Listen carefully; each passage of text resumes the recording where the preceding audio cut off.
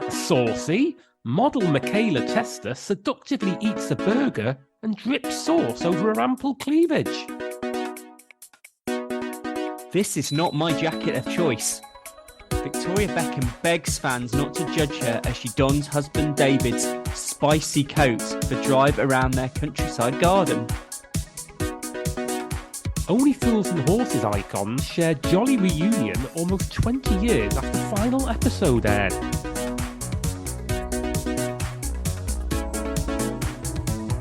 Hello, and welcome to Barely Contained, the podcast that slinks off for a few weeks, only to reappear suddenly in the midst of a showbiz jungle. I'm Chris Beckett, and joining me as ever is Matt Withers. Matt, did you appreciate that entirely predictable intro? Yep, I already knew what you were going to refer to. There's not much going on, but it's good to be back. It is, yes. We've had a little break, but we're back. We're refreshed, and we're ready to delve into the other showbiz stories that are going on, being overshadowed somewhat by Mr. Hancock. Well, for our half hour, I hope you've got someone suitably famous to kick us off with. I have somebody who, expected to turn up in the jungle herself. This is a story from the Daily Mail Online. And it's headlined, "That's saucy. Model Mikaela Testa seductively eats a burger and drips sauce over her ample cleavage." Okay. Are you a fan of Mikaela Testa? Doesn't sound particularly sexy. Do you know who Mikaela Testa is? Wasn't she played by David Bowie? Oh, one for the teenagers. No, I have to confess, I've never heard of Mikaela Testa, and I suspect we will find out why. So this begins. OnlyFans star Mikaela Testa posted a very saucy photo of herself seductively eating a hamburger at a Los Angeles drive-thru on Wednesday. Doesn't sound sexy. Yeah, I don't know how one seductively eats a hamburger. I don't think that scene in Lady and the Tramp would have worked if they were either side of a burger. No, exactly. It's just messy. It's not seductive. Messy. And OnlyFans, I don't know if you're a fully signed up member to this particular service. I'm not. I haven't even deigned to go for a trial. No, maybe we should be on there. Maybe we should be putting out extra content via OnlyFans. Oh, the amount of the money would come streaming in. Yeah. Okay, it goes on. The Australian model, 22, proved to be a messy eater, dripping sauce all down her ample cleavage, which she showed off in a perilously low-cut black top. Perilously. Danger here. She added a suggestive caption alongside the photo, writing, "Hey, can someone get that for me?" Suggestive? Confusing? So what's what about? There is the so-called saucy photo of her here. I mean, this is not how one eats a burger. She looks like she's never eaten a burger before. She's looking away from the camera to the left, and she's kind of holding this burger in her left hand in front of her face. For me, Chris, it's almost as if she wants this sauce to dribble down her. I think you could be right, and she's wearing what I can assume are only heavily fake nails. Yes, she has got very. She's playing with fire here. She's got the burger in completely the wrong place. She's got completely impractical nails for the job in question. Yeah, it goes on. She set off a firestorm in the comments section, with fans going wild over the cheeky caption. Firestorm? Yeah, a literal firestorm. Wow. And that's the end of the burger content, because it now takes a rather strange about turn and goes on. It comes after the brunette bombshell detailed her scary experience being detained at LA airport after a customs officer thought her hot girlfriend Trinity looked like an escort. Perish the thought. Mikaela, who makes a living selling racy images and videos on OnlyFans, said the pair were locked up and grilled for 4 hours. Almost as long as the burger. Yeah, there's another picture of her here with the said sauce. She's made an absolute balls up of that burger. Mikaela alleges their mobile phones were confiscated as customs officers went through their racy images. She shared her story on Instagram, prompting one of her followers to come forward with a similar tale. Oh, it's great. It's great when that happens, isn't it? They didn't let me into the country because they too thought I was an escort, one of her fans responded. It's all very strange, this, isn't it? Yeah. It's actually so scary and sad. They treat you like one too. I feel like they think this about any pretty girls. I met so many in detention last night, she said. How many? What is going on at Los Angeles airport? All these girls being mistaken for escorts and being locked up. You aren't allowed to touch your phone, and you have to watch trash American TV advertisements for 5 hours. I mean, that is modern day waterboarding. Yeah, this is what I was thinking of. This is like, was it in Guantanamo Bay? Weren't they like piping in Nickelback music to try and break down the detainees? Yeah, I think there was definitely a bit of that. This is very odd. So they're imprisoning all these girls for looking like escorts and forcing them to watch a very specific 5 hours of TV adverts. Yeah. The good thing is, though, that those girls that are accused of looking like escorts, they get their own back by posing on OnlyFans with burger juice dripping all over themselves. To prove them wrong. Testa also recalled the experience on TikTok alongside Trinity. She said while she dressed down while going through customs, Trinity drew attention thanks to her false eyelashes and plump pout. I made sure I looked really, really ratchet and bad because I know that the US customs are really strict, she said. Ratchet, is that One Flew Over the Cuckoo's Nest? Yes, very, very much. She's very much quoting that great novel. Of course, the US customs are really strict. Everyone knows not to look like an escort. Yeah. Otherwise, it's one of the diagrams, isn't it? As well as like the the handgun. Yeah. Otherwise, it's hi ho, home you go. Yeah. She says Trinity, with her beautiful eyelash extensions and big fat juicy lips, pulls up looking hot to the US customs, and I just knew it would happen. After Trinity told the customs officer she didn't have a return flight back to Australia, they immediately detained the pair. Yeah. Testa went on to allege customs officers in LA love to target pretty Australian women and accuse them of being an escort until they tell the truth. Incredible, if true. What?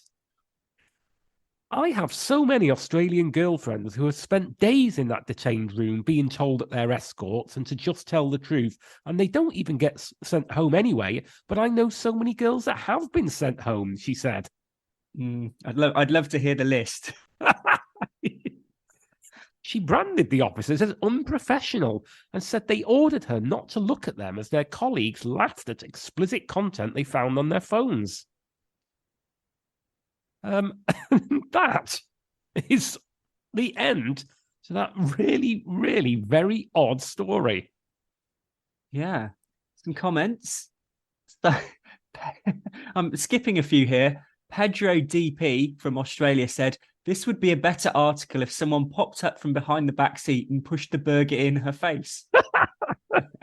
Not sure we should be endorsing that, Pedro. Menfo in Pottersville in the United States says, just use a bottle of Duke's. I have no idea what that refers to. Is that a popular sauce brand, maybe? I don't know. And Aussie Oi Oi says, her parents must be proud. Yeah. Oh, they're no longer accepting comments on this article, apparently. The Mail have drawn the line on it. Now, Chris, with the World Cup kicking off in Qatar in a week's time, I believe you've got a story related to one of the fine ambassadors for that country, Mr. David Beckham. I have indeed, yes. And this is a story for Mail Online. Headline, this is not my jacket of choice. Victoria Beckham begs fans not to judge her as she dons husband David's spicy coat for drive around their countryside garden. Sounds good. Victoria Beckham has begged her fans to not judge her for her choice in outfit after she donned husband David's jacket for a drive around their garden. Wow. Begged them, Matt. Begged them. Down on her knees. The fashion designer, 48, took to her Instagram stories on Saturday to marvel at the sunshine and warmer temperature. just marveling at it. He was just open-mouthed, staring into the sky. Yeah. She told her followers she was taking the opportunity to go for a country drive with David, 47, in his farm car, which she revealed she had bought him as a present last Christmas. Farm car? Nice to have a little farm car, isn't it? Yeah. She sported a blue sweater and over the top a khaki green jacket with a shearling-lined hood that she described as spicy. Yeah, well, she is entitled as one of the world's leading fashion designers to describe it as she likes. Yeah, I mean, she's not going to overdo it like Mikaela Testa. Captioning the video, she acknowledged her ensemble, writing, "Please don't judge me for this jacket. It belongs to @David Beckham." Speaking to her followers, Victoria said, "It's such a nice day today in the countryside. The sun is shining. It's unbelievably warm considering the time of year. And David wants to go for a little drive in his little farm car thing." How old is she? 7? I know. 2 kids. "So he's dressed me in his very spicy country jacket. This is not my jacket of choice, but it's such a beautiful day. Love being here." God, they really need to. I mean, I'd say they need to get out more, but I mean, they are getting out. They are out. Not really living, are they?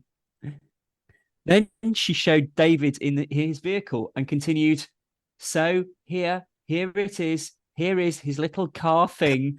Actually, I bought him last Christmas and he drives it around the garden. Makes him very happy." Is English her first language? Well, it certainly used to be. She then added, "He's obsessed with it. So we're going on a drive around the garden to look at his bees." What? Well, this is where it goes up a notch. David could be seen in the background in a similar green jacket to his wife and wearing burgundy trousers and a flat cap. Actually looking quite sheepish if you look at the pictures. Yeah.